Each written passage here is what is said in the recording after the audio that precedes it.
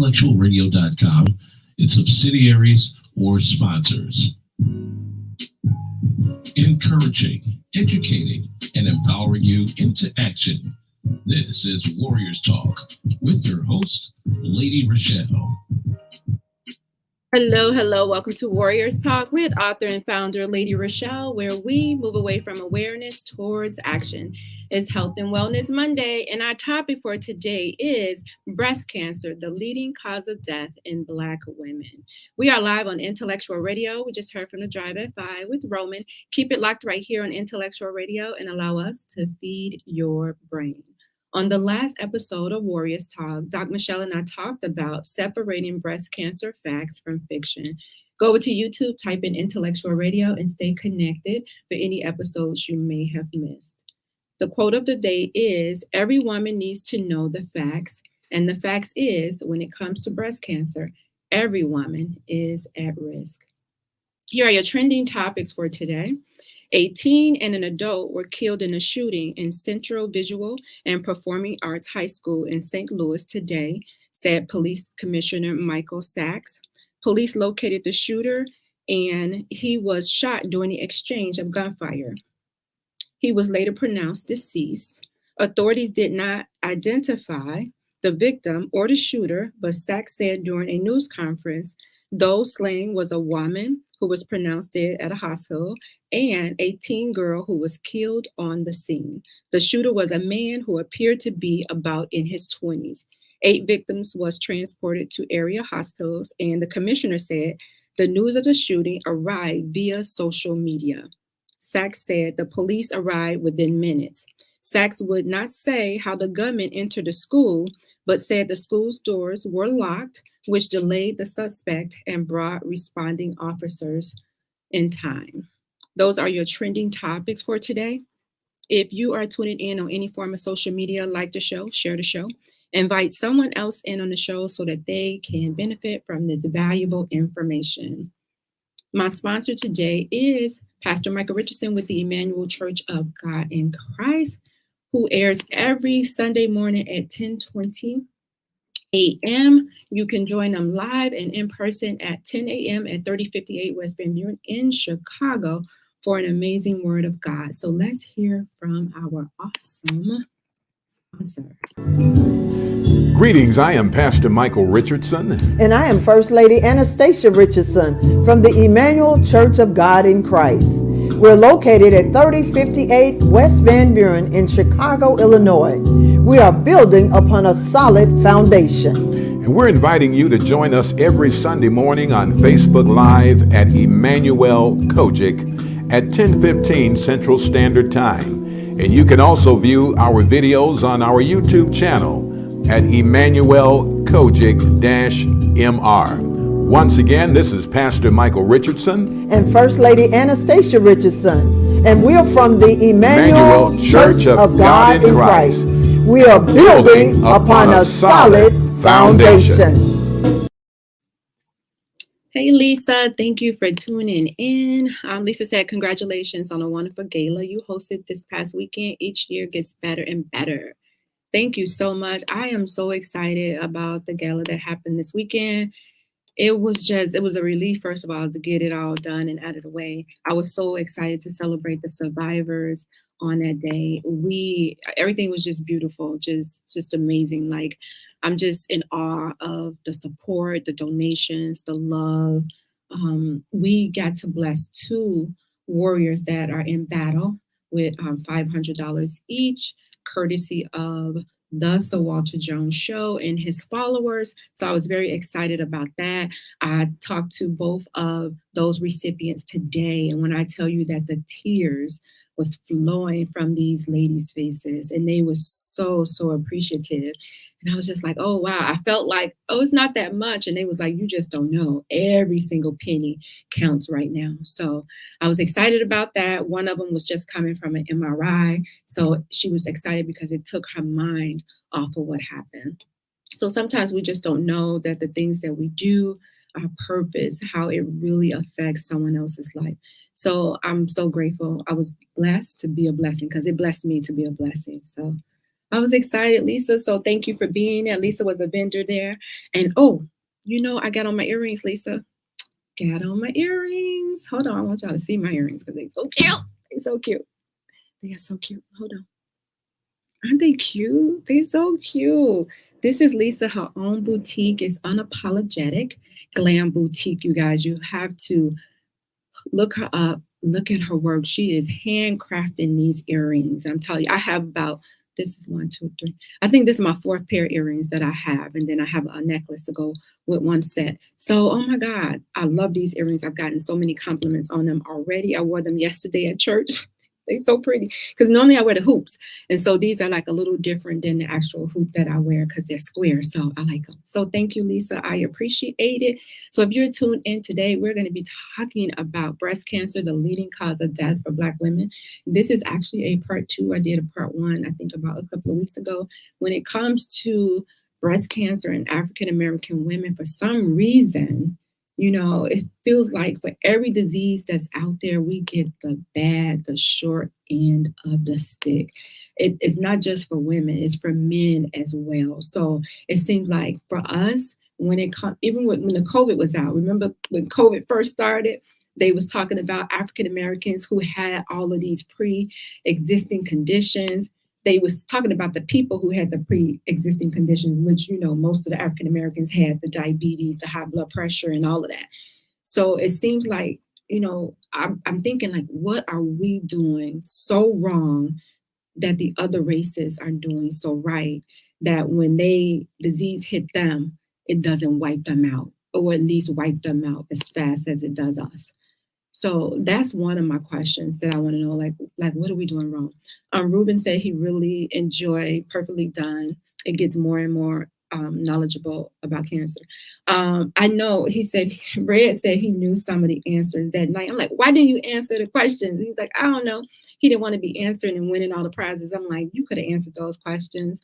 You have to show what you know, especially when there's other men in the room, then they'll have to step their game up. So don't be afraid to show and tell what you know, because this information is important. It's important because it affects all of us. When women get breast cancer, normally there's a man with her, right? And there's somebody supporting her. So it doesn't just affect the woman. It doesn't just affect the kids, but it affects the entire household when it comes to breast cancer. And we know as African-American women, most of us, I don't want to say most of us, some of us are head of our households. So when we get breast cancer, that means our money is going to be affected because we only have one income, right? Our children are going to be affected because normally we're the ones taking them to their after school activities. We're dropping them off at school. We're doing everything. So if our health is affected, then the whole house is affected. So according to statistics, African-American women are 41% more likely to die when we're diagnosed with breast cancer. 41, and it's not like we're being diagnosed more. So the incidence of breast cancer, African-American women are not being diagnosed more than Caucasian women, than Hispanic women. No, we're not. It's just that for some reason, when we do get it, we are 41% more likely to die from this disease. In fact, our outcomes are worse than any other race. Like, what is that? Like, why is that? Why? And where did this information come from? And look around your community, look around the people that you see with breast cancer and see if this information is true. Because I think sometimes people like to push an agenda, and what better way to push that agenda to make it seem like it's grim, right? So right now with breast cancer, it's looking like for African-American women, it's grim. But when we look around, we see each other and we know that we're surviving, right? We see each other go through the treatment. We see each other come out of it and better and stronger than before. And not that we don't have any issues or any lingering side effects or residue from cancer, but we're still making it happen. So I'm just thinking, like, where is this information coming from? Like, where is it all coming from when we see for ourselves that women of color are living with breast cancer and beyond? And so they said it's less research out there on us as well. And I do talk about this when it comes to the clinical trials, how they say that we're not present when they are creating the medicines to treat cancer. that we're not present. They even mention that the DNA in our body, the makeup is different. So when they're creating these medicines, it doesn't work on us, right? It doesn't tend to work. And then we have all of these stage 4 cancers, right? And it's like, wait a minute, you diagnosed me at a stage 1. You gave me chemo, you gave me radiation, you did surgery. How did I get to a stage 4 if you did all of these things? And then this was early detection, right? Early detection just means that they caught the cancer early, and supposedly you're supposed to have better treatment outcomes because, you don't have to do as much treatment when they catch it early. But catching it early doesn't mean that that cancer is not going to come back. It just means that they caught it early enough for them to do less treatment, should be less treatment on you. So I do encourage women to get into clinical trials, and it doesn't necessarily have to be where they are giving you some type of medicine, where they are drawing your blood, where they have to, take pieces of tissue from your breast. It doesn't have to be that. Sometimes they have clinical trials where it's just a survey and they want to know certain things about your lifestyle, right? Sometimes they pay, sometimes they don't. So if you don't want to do the ones where, it's more invasive, then don't do the ones that, it's less for you to do. It could be a survey, but you're still contributing to, research. And we want to be present. We do. We want to be present because we want to make sure that when they're creating this medicine, it's going to work for us. So they're saying that there's a difference in the tumor and the biology and the genetic makeup. And we know that. We know that there's a difference, right? So now that we know that there's a difference, we need to be present so that they can cater to us.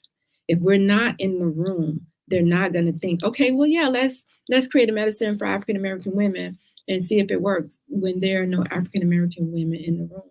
At some point, we have to get over. I don't want to say get over. I shouldn't say get over. We have to come to some type of compromise when it comes to the mistrust of the medical system, right? And that comes with research, doing your research. So if you decide to do something like that, then do your research about it so that you know exactly what you're getting into. And you sign a consent form. All the information should be displayed. It should be there so that you know what you're getting into. But at some point, we have to be present in the room in order for it to work for us. And we won't see that 41%. At some point, we have to make sure that everybody is getting their mammograms when they should, right? If we're doing everything that we're supposed to do, if we take away all of that, if we take away everything that they're saying that we're not doing, and the majority of us are doing those things, they're going to have to come up with something else with the rate being so high when the majority of us are doing what we're supposed to do, right? They're going to have to come up with something else. Are we really being treated the same when we go in there and we have the same stage 2, grade B, whatever? Are we really being treated the same?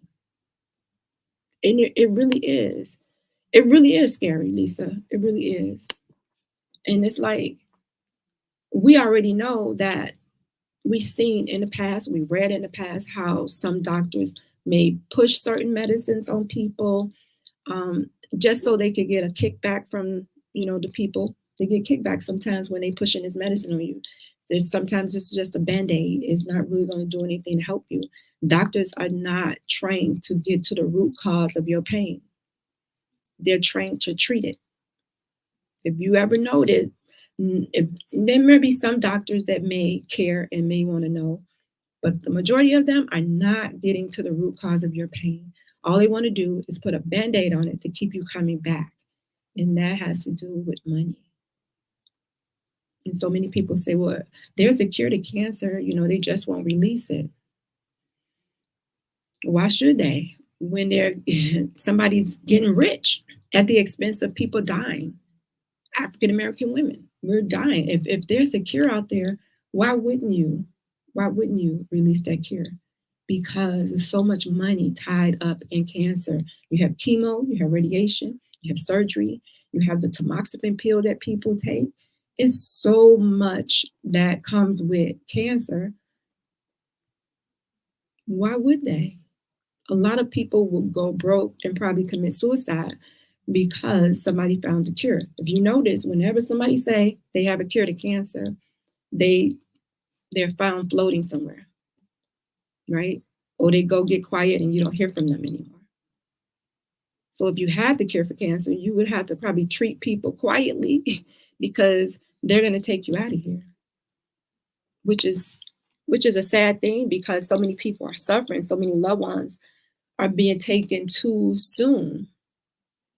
And if you ask your doctor, like, where did this cancer come from? Like, how did I get cancer when I'm doing everything right, when I'm exercising, I'm eating right, I'm going to my annual appointments, I'm doing my mammograms, and you still are diagnosed with cancer? They don't know. They're gonna blame it on environmental. It is a moneymaker, Lisa. It's so sad. I hate to talk about it, but it's really sad when it comes to money. I don't want them to flag my video because I'm talking about Big Pharma and them basically killing people to fatten their pockets. And it shouldn't be that way. It really shouldn't. So we have to do something. There should be something that we could do to control our own destiny when it comes to this. We don't have to accept the 41% if we're doing everything that we're supposed to do. We don't have to. We shouldn't have to. So there are barriers to quality healthcare. We know that, right? We know that some people may not have insurance, right? We know that some people, if they have insurance, it may not cover everything. And some people don't go to the doctor unless it's an emergency, unless they have to go by paramedics. And that's the only way they're going to go. They're at home doing their own home remedies, trying to fix themselves up and not really, going in to get the care that they need because they can't afford it. So that's a barrier. If you can't afford a mammogram, then how are you going to get the mammogram? You're not even going to think about getting a mammogram. You're going to think about putting food on your table. You're going to think about paying your rent. You're not going to think about, oh, I'm going to save this money up to go get a mammogram. No, you're going to be like, I'm going to pray there ain't nothing wrong with these breasts, and I'm going to go on about my life. And that's what people do. So I know that Equal Hope is one of the companies that have medical services if you don't have insurance. So I'm going to say it. Not having insurance is not an excuse. It's just not. Because there are companies out here that are offering insurance free. And I think she said her copay was like $35 no matter what she went in for. It was $35. So if you're going in for, I think the mammograms was free. But when you're going in for certain things, it's $35 to see the doctor. And that's it. They have these services out here with the money that covers it for you, but you have to apply for the services. So if you don't have insurance, then contact Equal Hope and find out what type of insurance they have. If you don't have insurance that covers your mammograms, they help you with free mammograms as well. So not having insurance is not an excuse. So having access to quality health care, maybe sometimes in these, maybe say ghetto neighborhoods or whatever, maybe the machines may not be up to par. Maybe they old. Maybe they get the hand-me-down machines. And so these machines are not really accurate at, capturing, something when it comes to your breast. So they took the pictures and they said, oh, yeah, we didn't see anything. And then you go home and a year, 6 months later, you at stage 4 and you're like, how? When I was going to get the mammogram at this clinic around the corner, how am I at a stage 4? We should have access to high quality care just like everybody else. When it comes to, especially when it comes to getting a mammogram, you want that thing to be as accurate as possible, right? You want it to be accurate. So if we have access to high quality machines, even a high quality medicine, excuse me, when it comes to treating our breast cancer, if the doctors go in their room and they're meeting, they're meeting with each other, right? They meet and they tell each other, this is the type of cancer this person has. These are the factors if you're dealing with any other coexisting conditions. They discuss all of that, and then they come up with a regimen. Normally, the regimen is the same. It's the same. If you have stage 4, stage 3, whatever, normally it's going to be pretty much the same that you're taking. So why isn't this medicine working on us? Are we missing, if they're scheduling us for chemo, are we missing our chemos and appointments? Are we breaking the treatment to where we have to start all over again? Like, what's going on? Are we, when it comes to surgery and it's time for them to move the cancer, are we not showing up and rescheduling? When it comes to the radiation, with the radiation, you got to come. I did like 33 rounds of radiation. So you have to come. I had to go every single day for 33 days, right? Just every day. So, well, I didn't go on the weekends, but every single Monday through Friday, I had to go. So, and you are not going to break treatment and not show up. Oh no, they're about to come home and get you. No, so you're not going to break treatment. So what are we doing? And how can we move from, us being at this 41%, to us being on the other side? Because we're not being diagnosed more than other races. We're not. So what is it that we're doing wrong? Ruben says, shaking his head, that's so true about the doctors just want to add on to the medication with more side effects that will cause for more medicine to treat the other side effects. What kind of mess is that? What? That doesn't even make sense though. And it's true. It's true. They'll switch it out if you say, oh yeah, that didn't work. I was experiencing this. They're not going to investigate, which is so sad. It's not like and I'm going to say not all doctors, because there may be a few that may, really try to figure out what's going on with you. A lot of you in there 15 minutes and you out. You not even, they don't even spend enough quality time with you to find out what's going on with you. It's always a Band-Aid. Again, they are taught to treat the symptoms and not get to the root cause of the problem. You got high blood pressure, they're going to give you some high blood pressure medicine. They're not going to say, oh, well, let's see if we can, if you can exercise and eat right and not be stressed or whatever, and then come back and see me in 3 months. Some of them do that. A lot of them going to push that medicine on you and tell you to keep going. So they're saying that our health behaviors is causing us to have these poor outcomes when it comes to breast cancer. We are not following up with our appointments, right? We're not completing our treatments. And I'm just wondering again, where are they getting this information from? Because everybody I know that went through breast cancer completed all their treatments with no issue, with no breaks in treatment like they're saying here. And I'm sure these women are probably, again, they may be head of their households to where they got to go to work. So if treatment falls, and your work, let me just say, your work should not be telling you that you can't go to your treatment, right? They should be allowing that. They should be allowing that for you to go to your treatments or take off for your treatments. They should be allowing that. So I know my job, I was off every Friday, but I had sick time. People donated sick time to me, and I was able to take off every Friday from February to June to do my chemos on Fridays from 9 to 1. But I realized that maybe you may be at a job to where you don't have vacation time. So if you take off, that means you're not making money. So again, if you're a person that has to pay some bills and you need a roof over your head for you and your kids and food in your mouth, you may opt to go to work, and you may opt to go to work sick. And trust me, women will do it. You will be at work sick knowing you about to pass out, but you going because you want to try to make some extra dollars to go ahead and pay your bills. And it shouldn't be that way. You should be able to have that peace of mind to say, okay, I'm gonna be able to take this day off. I'm still gonna get paid for it. And I'm gonna do my treatment. Again, I was off every Friday. I did mine on Friday so that I could have Saturday and Sunday to recuperate from the chemo and then be ready for work on Monday morning. I realized that everybody may not have that at their jobs.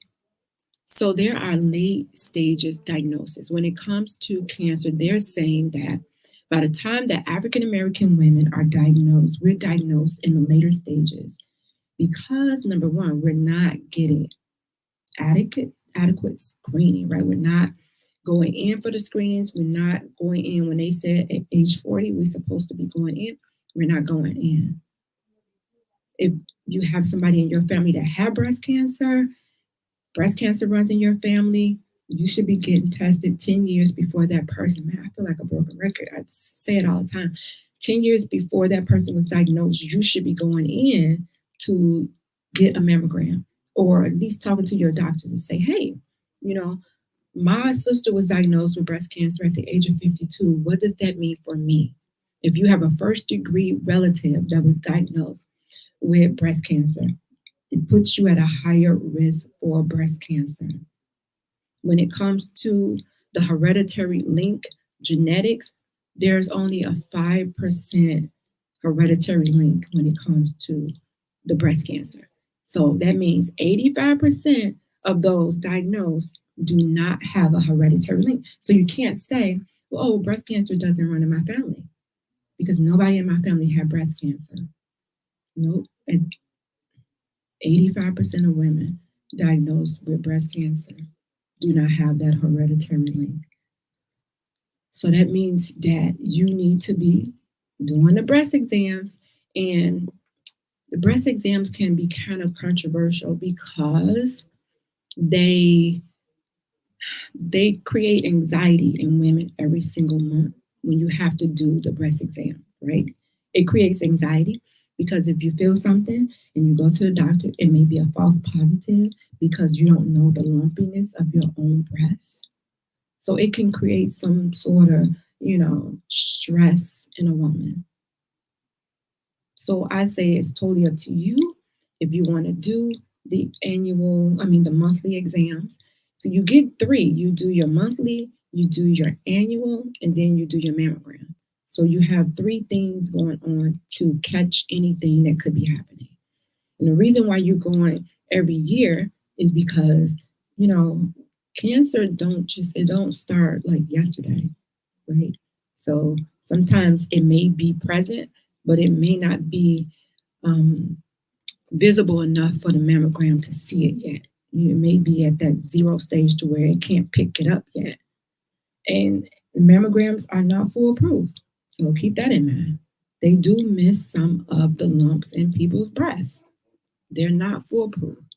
But according to statistics and all of American Cancer Society, the American Cancer Institute, they're saying that this is the best thing that we have to catch cancer early, which is the mammogram. So my African American sisters, if you are 40 years old, go and get your mammogram. Know your base when it comes to the mammogram. So when you go the next year, they can compare it to see if it's anything different. This is you taking charge of your health, being on top of your health. If you're afraid, I get it. I've been there. Do it afraid. I would rather go and get the mammogram being afraid and be here to experience some of these milestones with my babies. You have to think of it. You're going to be inconvenienced for about a good 20 minutes. Probably a good 20 minutes. You go in, you check in, they take you to this locker room, you take your shirt off, you put on this little robe, you sit in this room, wait for them to call your name, then you go back there, then they put your breast in the machine, take images of it, you go sit back in the room, wait for the doctor to read it, then the doctor will call you in there to see if they saw anything. If it's kind of, if they can't see anything, they'll say, okay, let's do an ultrasound. They're going to do it right there while you're there, right? They're going to do the ultrasound right there. If they're able to do the biopsy while you're there, they'll do the biopsy while you're there. If not, they'll tell you to come back to do the biopsy. I did the mammogram, the ultrasound, and the biopsy all in one day. The next day, my doctor called me 12 o'clock the next day and was like, you have cancer. So what if I had waited? What if I had And I was diagnosed with triple negative breast cancer. Triple negative breast cancer is the most aggressive cancer, is one of the, most aggressive breast cancer, one of the, right? Because I know that's inflammatory breast cancer as well.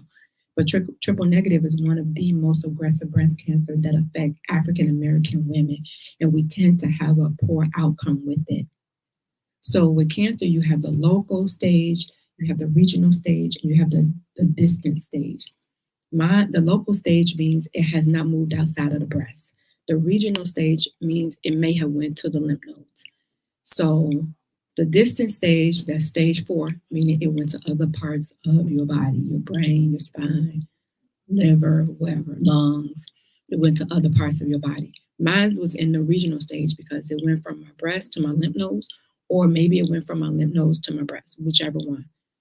So that made mine regional, which with triple negative breast cancer, that made my survival rate 65%. And I didn't learn that until after. After I went through chemo and all that, I did not learn that was my rate.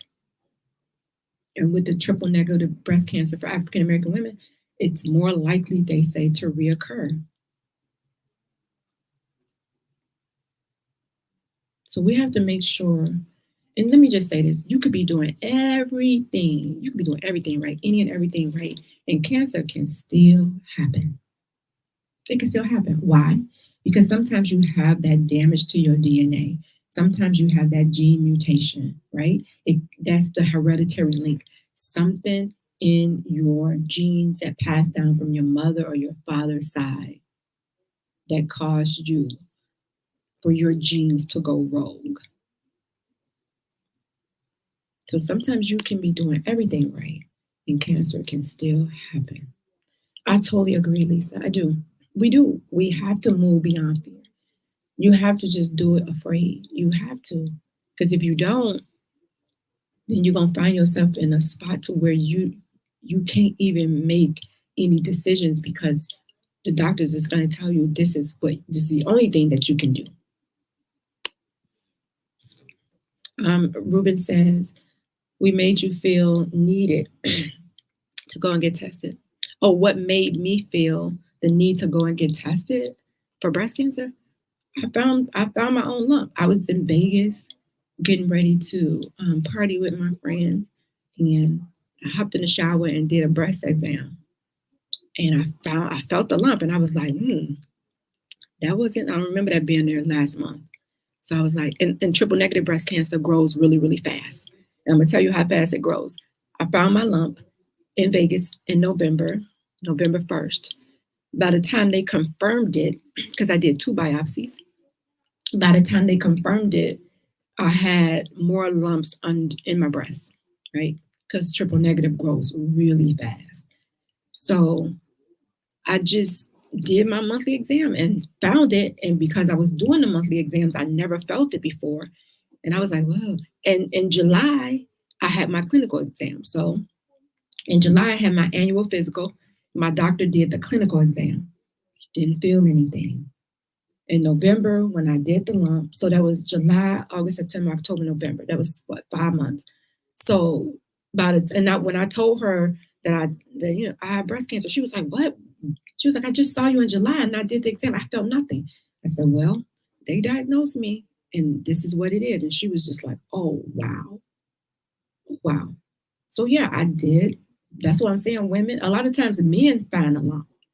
A lot of times your man will find your lump.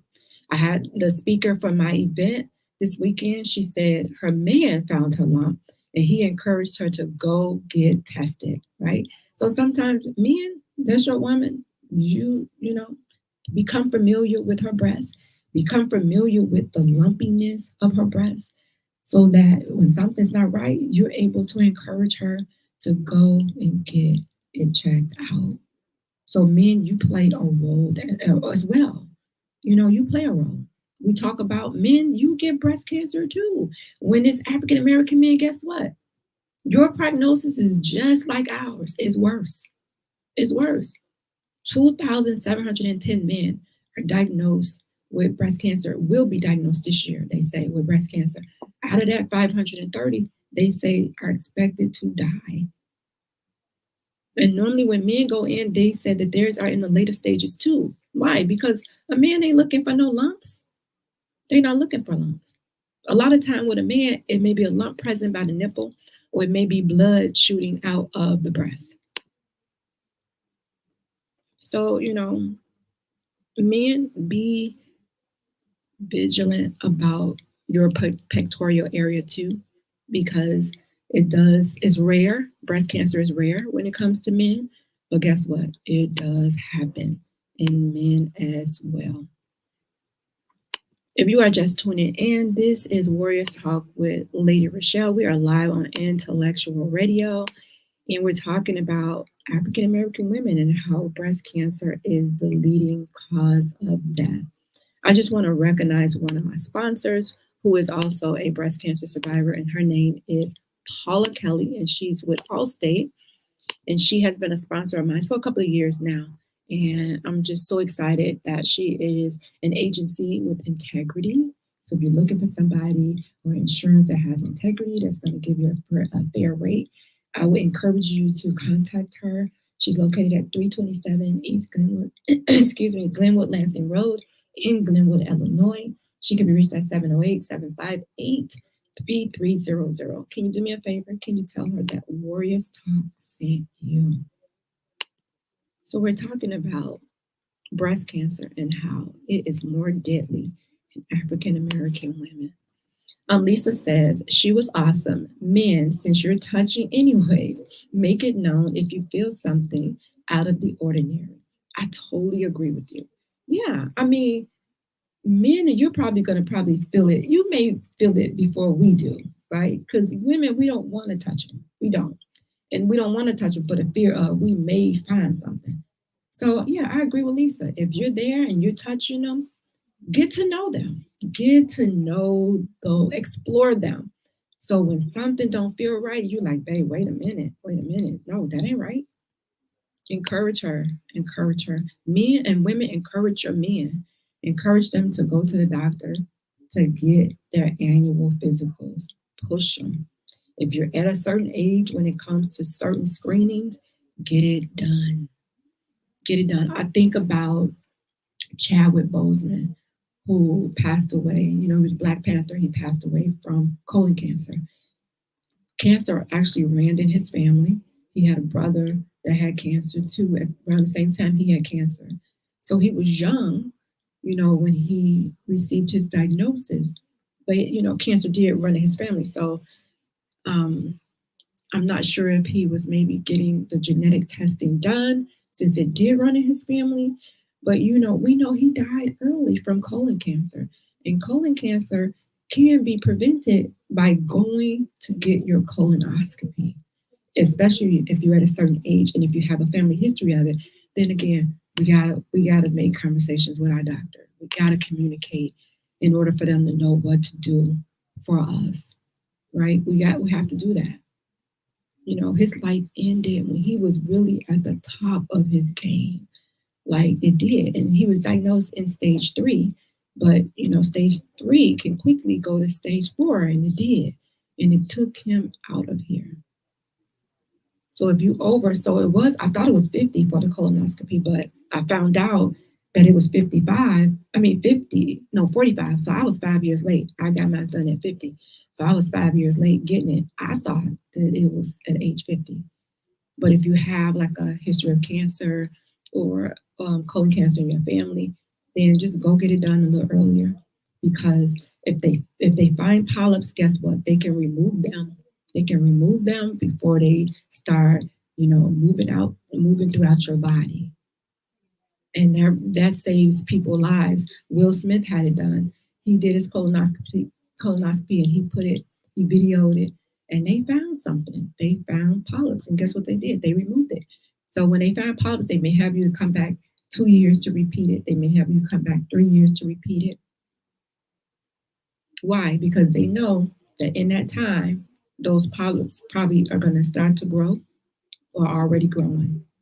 So, like Lisa said, We have to move beyond the fear and just have a peace of mind. Have a peace of mind. As we get older, I think the older we get, maybe the more tests and going to the doctor we probably have to do than when we was younger. But to have that peace of mind, and I mentioned like a couple of weeks ago, I went and got my annual. And did I want to go? No, because I don't really, after my breast cancer diagnosis, I don't like going to the doctor. Like, I don't like it. Like, at one point I did. At one point I was faithful getting my annuals. Like, you couldn't tell me nothing. I'm on it. My kids were on it. Then when the breast cancer happened, I'm like, oh, I dread going to the doctor. It's just like, but how can I preach to everybody else, take action, stay on top of your health, and if I'm not doing it? Like, how does that sound if I'm not doing it? So I went and I had the doctor, I had her doing everything. I spent 45 minutes with her. Baby, you're going to earn your money today. Money that I'm paying you right now, you're going to earn this money. I had her doing everything. And what I liked about it is that, now they have these portals to where they can send you your results, right? They don't even have to call you. They put the results in the portal. If something's wrong, then they'll tell you, hey, you need to follow up, or everything's okay. We'll see you next year. Right? And the reason why we was doing everything is because she was taking over for another doctor. So that was my first time seeing her. So I wanted to make sure that I got everything done before I left her. I was like, we doing everything. By me being a cancer survivor, it's important for me to have a peace of mind when I leave that doctor's office, because I want to be around to finish raising my babies and spend some quality time with my grandbabies. I'm not going to allow cancer to cheat me out of that, or any other disease, because I'm being lazy and don't want to go see about my health. African American people, we have to stop being lazy and not going to see about our health. We can't really blame anybody else. That's your body. It's your body. And I already took away the insurance factor. I said equal hope. They have medical insurance services. Stop being so busy with life that you cannot take care of your health. Because guess what's going to happen? When your health fails, life is still going to be here. And you're going to be 6 feet under. And life is going to keep moving.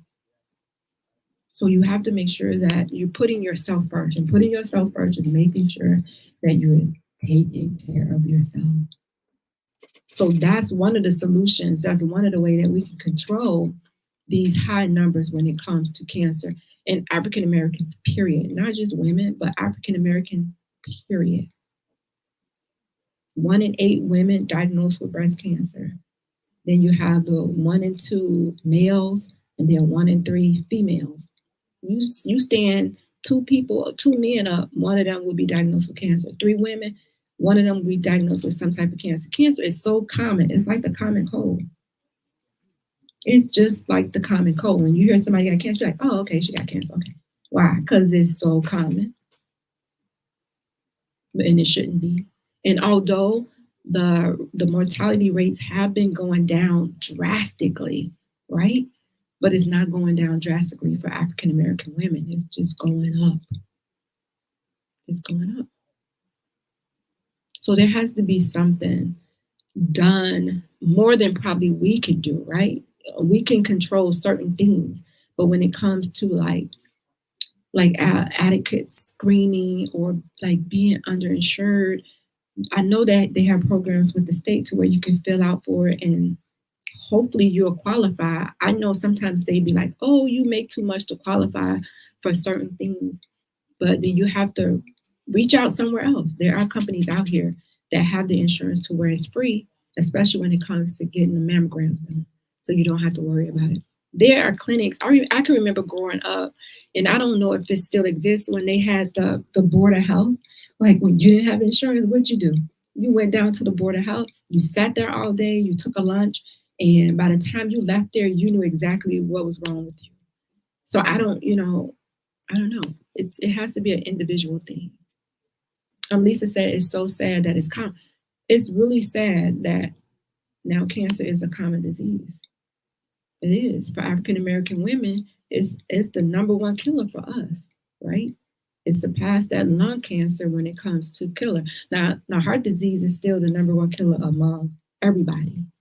But for us, when it comes to us, it's breast cancer. It's killing us. The 5-year survival rate when it comes for us, they are saying that we barely make it to that 5-year mark. We barely make it. And I'm saying, I don't know where they're getting these numbers because I see these women making it. I see them.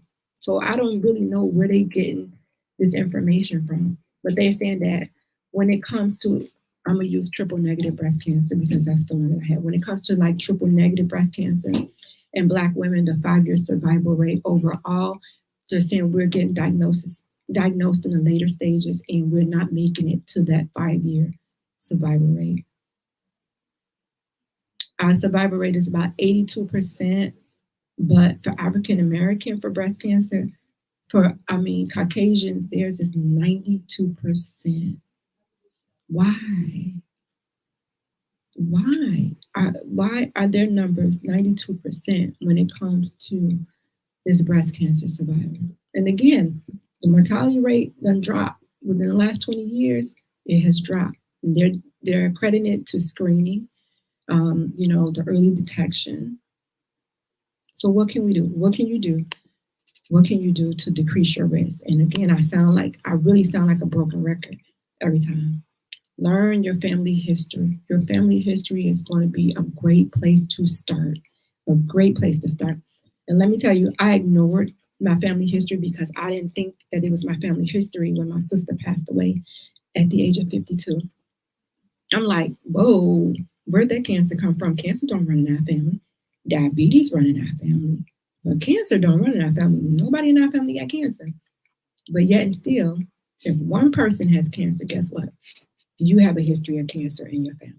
So I didn't think so. My family didn't think so. Nobody really looked into it. Nobody said, oh, wow, she got cancer, so we need to go get tested. Do you think I went and got a mammogram when she died of cancer? No, I didn't. Because I felt like that was an isolated case. She was already sick. She had diabetes. She had other stuff going on. So, it was isolated. No, I had a history of cancer, but I didn't look into it. I didn't check it out. Think about it. She died in 2010. Had I went in 2010 and told my doctor, hey, my sister just passed away from breast cancer, what are my chances of getting breast cancer? Let's do a mammogram. I probably would have caught my cancer in stage 0. I would have caught it in stage 0 because I couldn't prevent it because there's no way to prevent cancer. You can decrease your risk, but there's no way to prevent breast cancer. Let me say that. There's no way to prevent it. So you have to know your family history. Part of knowing your family history is getting the genetic testing done. The genetic testing is going to tell you if you have that hereditary link, and then it's going to let you know or give you options on what to do. Some people do preventive measures. Some people just opt to be, monitored. So it's totally up to you, but get the information. They're going to do what they call genetic counseling, which basically they're going to just go over your family history, find out who had cancer, on what side of the family.